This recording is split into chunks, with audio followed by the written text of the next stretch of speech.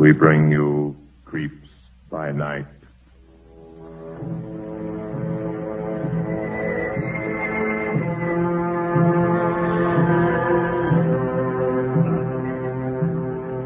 Tonight, once again, we introduce the man who has agreed to serve as your guide and companion on these sometimes terrifying pilgrimages into the world beyond the realm of human understanding.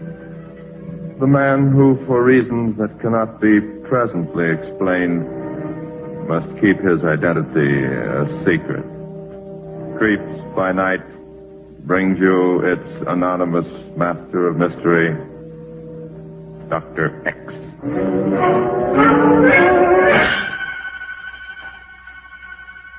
Good evening. This is Dr. X, joining with you for further research into the shadowy darkness of the unexplored, the darkness of the human mind. I wish first, however, to thank you for your letters commenting on last week's broadcast, The Walking Dead. Many of you requested that I reveal my identity, and a few of you hazarded a guess as to who I am. In due time, perhaps, I will be able to step out from under my cloak of mystery. But for the present, I ask you to bear with me, since I shall have to be known only as Dr. X. Tonight I have a rare treat in store for you. Mr. Edmund Gwenn, the celebrated English actor, is our guest.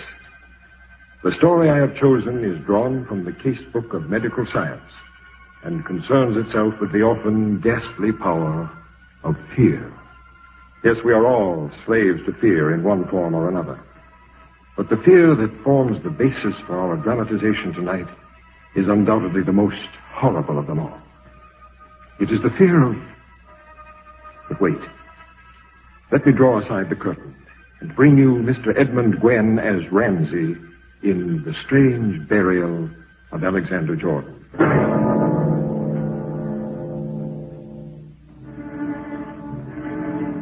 For more than a century, the old Jordan house has stood on a gentle slope, mistress of the surrounding 400 acres of birch woods and pasture lands. And now, inevitably, death seems near to the last of the strong men who have always owned it. Aged, irascible Alexander Jordan. In his faded, musty bedroom, the shades are drawn against the hot morning sun. And in the half-darkness, his pale, hollow cheeks blend into the color of the pillowcase. He stirs as the door opens and his doctor enters. That you, Rutledge? Yes? Come in and sit down. Close the door. What's the trouble, Alex? Had one of my cataleptic fits last night. A bad one.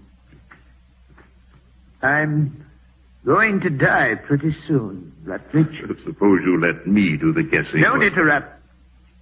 I'm not afraid to die, mind you. I've never told anyone this, but my greatest fear is that it won't be death, and they'll bury me alive. Oh, I think we can be pretty sure if it comes to that. Don't be so positive.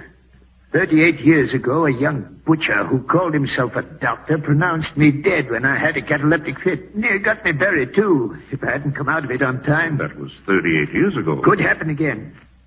Rutledge, I don't care if I sound like an old fool. All my life, that scared me. The idea of somebody mistaking one of those fits for death. The only nightmares I ever have, I wake up in a coffin. I put my hands up and I feel the lid there. Sometimes it's wood, sometimes it's cold glass, but there's no room to turn around. I put my hands down and I can feel the silk lining. They have me dressed in a swallowtail. They have a stiff collar on me. I reach up to tear it away. I can't breathe. I have to have air. Panic grips me. I try to shout, but no one can hear me. I beat on the coffin lid with my fists. I try to break the glass, but I can't do it. I haven't enough room. And pretty soon I know that I'm dying. Really dying. In the cold horror of the grave. Because somebody mistook one of my cataleptic fits for death. I don't want that to happen, Rutledge. And that's why I called you. Oh, you're just getting worked up over nothing, Alex. Listen to me. When the day comes and my nephew Ramsey or his wife Martha calls you, I want nobody but you to come, Rutledge. I don't want any other doctor to pronounce me dead. Is that clear? Don't worry. I want you to go over me very carefully. If you are absolutely satisfied that I'm dead, you can go ahead with the funeral. But I don't want my body embalmed. I don't want anything done to me except to put me in a coffin. I'm getting a lawyer here to write all this down this afternoon, Rutledge. But I wanted you to hear it, too. I want my coffin put in the vault down by the birch woods. That's why I built the vault right on this property, so that nobody would ever bury me underground. All right. It'll be done just as you say. Now, wait a minute. I'm finished. This is the most important part. I want a large brass bell placed on the wall over the bed where Ramsey and Martha sleep. I want wires connected from that bell to the vault.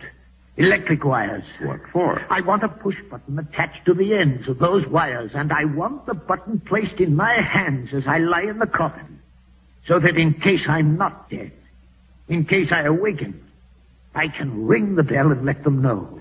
Well, I must say, Alex... I don't care what you say. I don't care what anyone says. That's the way I want it. All right, Alex. That's the way you'll get it. Make sure I do. Well, I've got to run over to the Pritchards. Nora's having another baby. Taking that digitalis faithfully? Yeah. Foolishness. But I'm taking it. That's good. Goodbye, Alex. Get out and soak up some of that sunshine. I'll see you Thursday. Send Martha in. Alone. All right.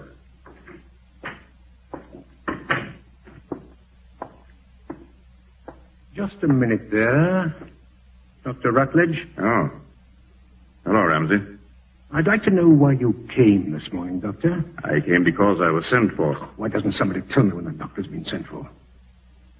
Is my uncle all right? He's not dead.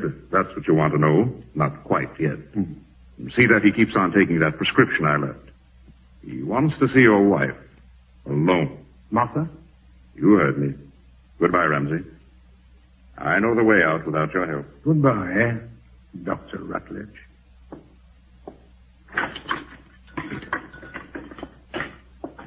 Martha, wipe your hands. He wants to see you. What did you say, dear? I said wipe your hands. He wants to see you. Is the doctor still in there? Is he all right? The doctor's gone. He wants you in there. Alone. Oh, for goodness sake. Now what? Just a minute. Why is he asking to see you alone? Why, Ramsey, how should I know? Something's up. Rutledge was in there a long time. Why wasn't I told he was sent for? Why, well, you were in the field this morning when he asked me to call the doctor. Next time you tell me when he sends for people. And listen, when you get in there, watch what you say. Why, Ramsey, I don't know what you mean. You know very well what I mean. Just listen. And don't babble. He mightn't like my ideas about what to do with this place after he's dead. Go on in there now.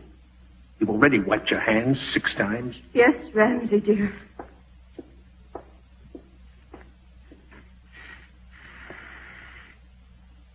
You want me, Uncle Alex? Yes, come in and shut the door, Martha. Yes, Uncle Alex.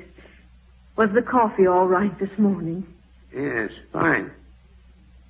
Where's Ramsey? He's in the kitchen. Sit down, Martha. Yes, Uncle Alex. I want to talk to you, Martha. Lawyer Gaines will be here sometime this afternoon to fix up my will. Oh, Uncle Alex. Got a feeling my time is drawing near, Martha. And I just want to make sure that worthless nephew of mine doesn't get his hands on the Jordan place. Whatever made you marry him, Martha? Never mind. None of my business. But I could have told you he was no good. Never has been. I wouldn't trust him with the farm. He'd sell it before my body turned cold. But I trust you, Martha. Thank you, Uncle Alex. Yes, I've thought it all over. I'm going to leave the place to you. At least you'll have a roof over your head and some land you can call your own. You like it here, don't you? Oh, yes, I do. I'd be perfectly happy to stay here the rest of my life. Well, that's fine, because it's going to be yours, all of it. Oh, Uncle Alex. You make me want to cry. No, none of that. I'm sorry. There's one more thing, Martha. One important thing. Yes, Uncle Alex. I've given Dr. Rutledge some very careful instructions about my burial. Oh, please, Uncle Alex. Nothing to be afraid of, Martha. When it comes, it'll come, and that's all. Rutledge knows what to do. He'll tell you. And I want you to promise me that you'll follow the instructions. Yes, of course, Uncle Alex, on my word of honor. As God is my witness. Thank you, Martha. Well, by Jove, you've made me feel a good deal better knowing I have someone around I can trust. Matter of fact, I think I'll get up for supper tonight. Tell Ramsey to come in and help me dress after Lawyer Gaines leaves. Tell him I don't want him in here before then. Yes, Uncle Alex.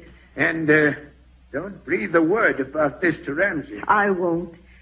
If you need anything, Uncle Alex, call me. Yes, I will. Oh, what did the old buzzard want? His lawyer's coming this afternoon. You're to go in and help him dress after the lawyer leaves. He's having supper at the table? Yes. Bring in one of the special hams. I'll bake it with pineapple. Did it take you 10 minutes in there to decide on baked ham with pineapple for supper? What we decided is none of your business. What do you mean, what you decided? I said it was none of your business. Better get out and feed the chickens. When did you start giving me orders? Oh, go on out of my kitchen. I've got work to do. What did you talk about in there? Ramsey, you're hurting my arm. I'll hurt more than that before I'm through. What's the lawyer coming for? Would you like me to tell him you haven't fed chickens yet? Something suddenly made you awfully cocky, it seems to me. Tell me what it is. Right now. Ramsey! Tell me, I said. Ramsey! Let go of her, Ramsey. Oh! I was only... Get out of the house before I lose my temper. Go on, kid. I'm going. If this ever happens again, Martha, you let me know. Yes, Uncle Alex, but you shouldn't have gotten out of bed this way. Oh, don't worry about me, Martha. I'm all right.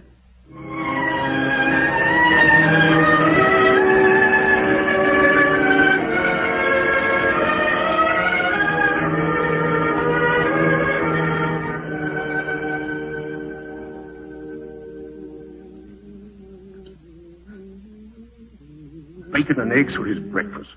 And why not? Did you fix the fence post over on the west pasture? Never mind the fence post. Give me that tray. You tend to your own business. I'll take the tray into him.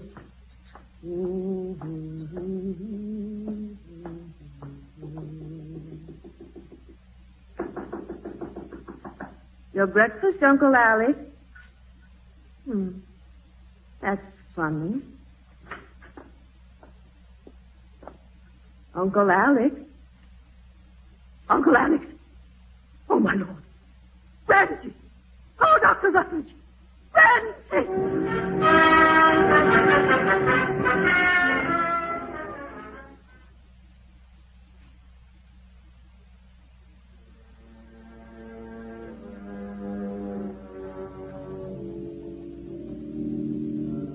I am the resurrection and the life. He that believeth in me, though he were dead, yet shall he have everlasting life. And whosoever liveth and believeth in me shall never die.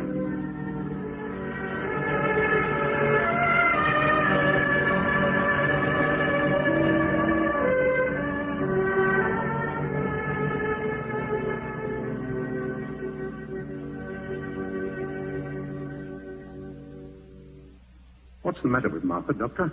The funeral was evidently too much for her. I gave her a sedative and put her to bed upstairs. Where's the undertaker? Down at the vault with the electrician. They're waiting for you so they can close the coffin. Of all the stupid things, he's dead, isn't he? Yes, but we're observing his wishes to the letter. Brass bells and electric push buttons rot. Perhaps it is, but that's how he wanted it. And incidentally, as administrator of the estate, let me remind you that according to the terms of the will, either you or Martha must remain within earshot of that bell upstairs for 7 days. You understand that? Yes, to my life. I'm beholden to a woman. That. You could do worse, Ramsey. This is a nice place. I wish it were mine. If I had my way, you could buy it in a minute. Well, that's neither here nor there. See that Martha gets some rest. I left a bottle of medicine on the small table beside the bed. She's to take it according to directions if she has trouble sleeping. Good Lord, what's that? Her uncle wanted a bell loud enough to be heard. He certainly got it. Doctor. The undertaker or the electrician at the crypt touched the push button. Ramsey! Ramsey! Good Lord, I forgot. The bell hung right above the bed where she was asleep. Come on. Oh, Ramsey! Dr. Rutledge, the bell! Oh, it doesn't mean anything, Martha. Don't be frightened. Oh, thank goodness. I was asleep. It hit me like a blow when it rang. For a moment, I couldn't even move. I felt paralyzed like in a dream. There, that's all right. Go on back to bed. You'll fall asleep again with the stuff I gave you. The bell won't ring anymore. I'll go right on down to the vault and see if the coffin is closed. Get her back in the bed, Ramsey, and let her have another teaspoonful of that medicine tonight. You just get over to the vault and stop there monkeying. I'll tend to her. See that you do. And remember, don't leave this place for 7 days.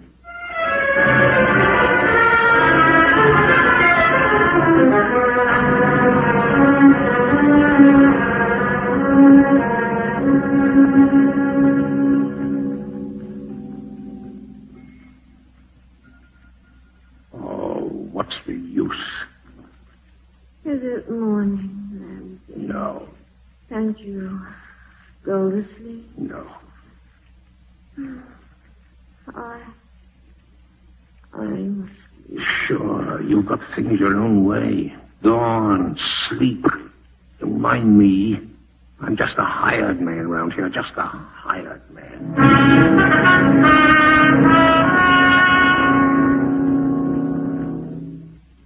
Can't you at least make a cup of coffee a man can drink? Slop, that's what it is. Filthy slop. I haven't been able to get into town and get anything fresh, Ramsey, and you know it. It's just that you're nervous and not sleeping I'll well. drive into town. No, Ramsey. We've still got 5 days to go.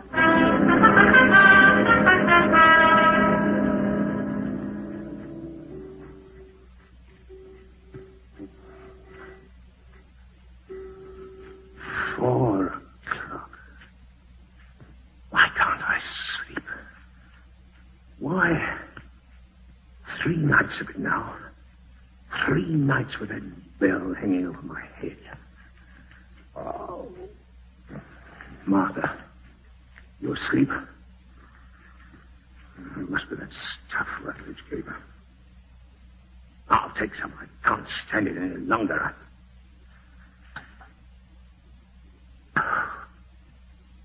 Now, maybe I'll sleep.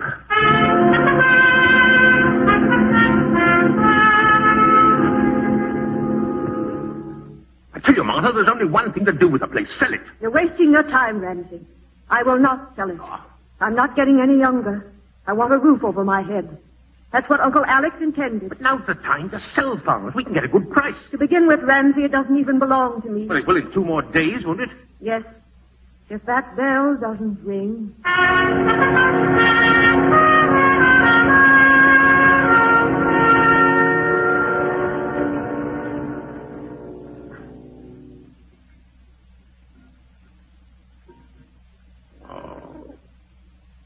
Oh, I've got to sleep tonight. It's the last night.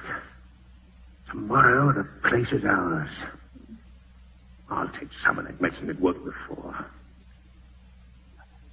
I won't tell anything. I won't tell.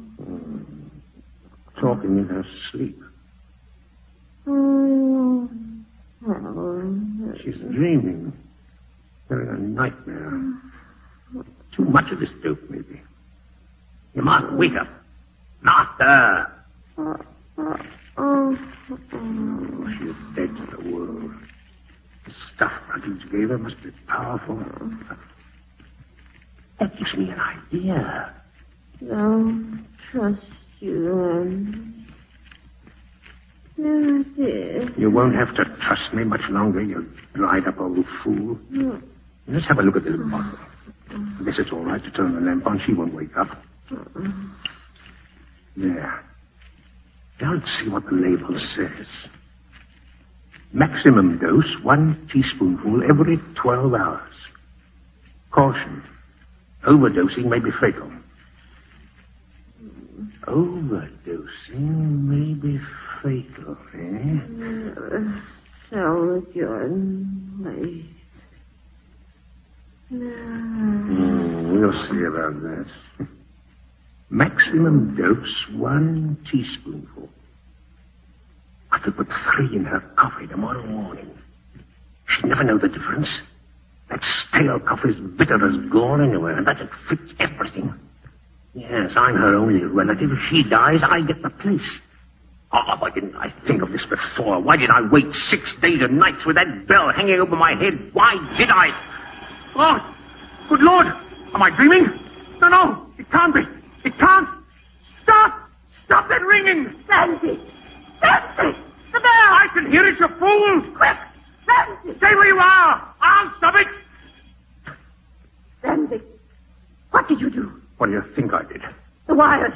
You pulled out the wires. Get back into bed. Are you out of your mind? The key to the vault, where is it? What? The key.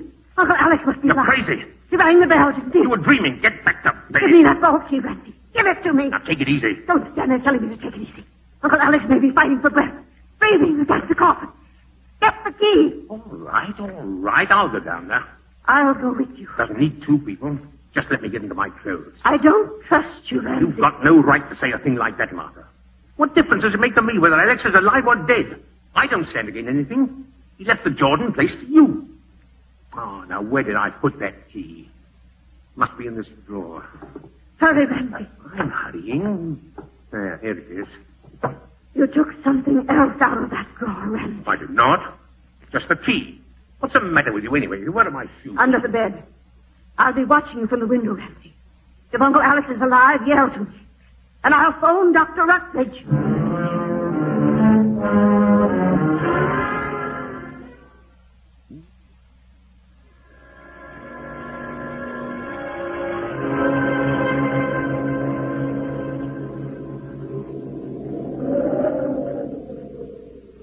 There's a storm coming up.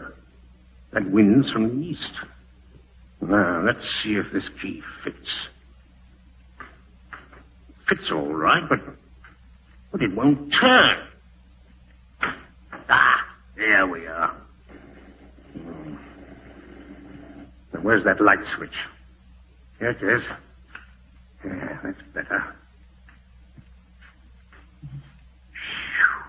Oh, it's foul in here. Even smells dead.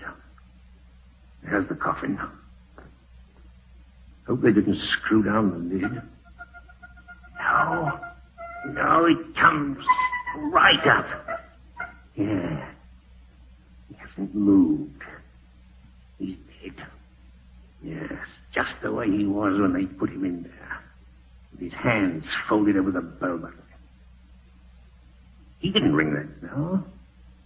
Who did? Oh, now I know. The storm. Lightning shorted the wire. Sure, that's what it was. It must have been. Still, I think I'd better make sure while I'm down here. Yes. Oh, Martha almost caught me taking this darning needle out of the drawer. I'll work it under his shirt and jab it through his heart. You're going to stay dead, Uncle Alex, no matter what happens. Randy! Martha! You followed me. I told you I didn't trust you.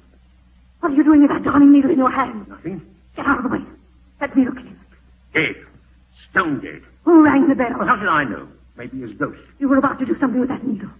What? You really want to know? All right. I'll tell you. I was going to jab it through his black heart. I was going to make sure he was dead. And I'm still going to do it. Randy, you're out of your mind. Am I? We'll see. Keep away from that coffin. Shut up. I'll scream, Randy. The Prestons will hear me. No, you won't. Yes, I will. Help! Help! Oh, so that's how it is. Wait till I close this door. Now scream your lungs out. Randy, don't do anything you'll regret. Regret? What the fact? Why waste this needle on old dead Alex? I might do much better using it on you. Jab into your heart. Randy! Why not? Then I get to own the place and sell it. Randy! Listen to me. I've listened to you plenty these last few weeks. Ever since he made you the high and mighty boss. But now, it's my turn. They'll never find you down here. No, you'll dry up and rot, just like he's rotting in that coffin. No.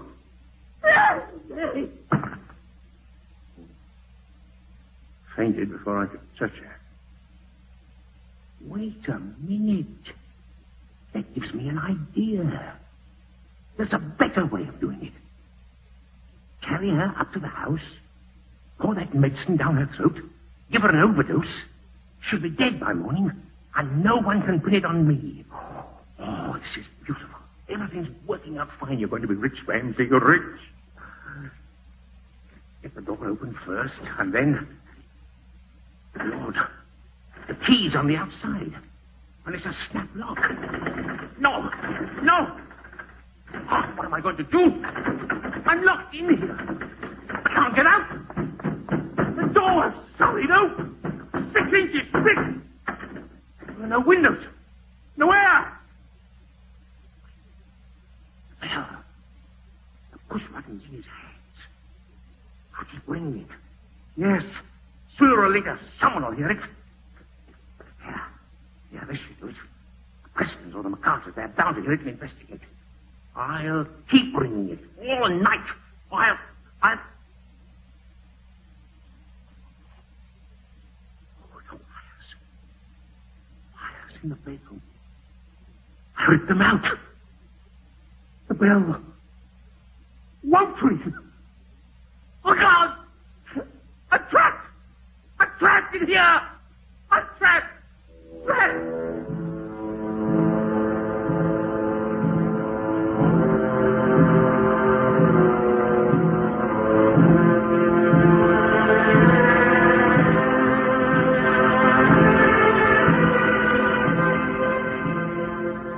That was The Strange Burial of Alexander Jordan, starring Mr. Edmund Gwen.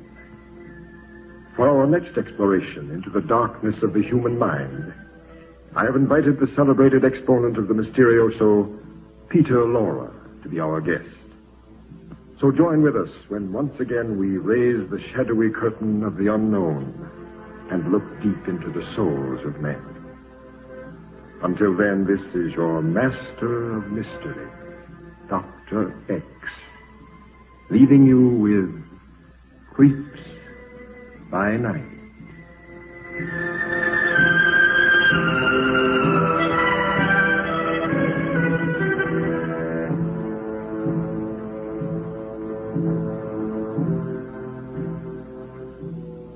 Creeps by Night is produced by Robert Maxwell. Original music composed by Paul Creston, conducted by Joseph Stopak. Supporting Mr. Gwen in tonight's presentation were Everett Sloan as Alexander Jordan, Abby Lewis as Martha, Gregory Morton as Dr. Rutledge, and Dr. X as himself. Edmund Gwen appeared to the courtesy of Metro-Goldwyn-Mayer, whose 20-year anniversary picture, The White Cliffs of Dover, is currently being released. George Gunn speaking. This is the Blue Network. Hey,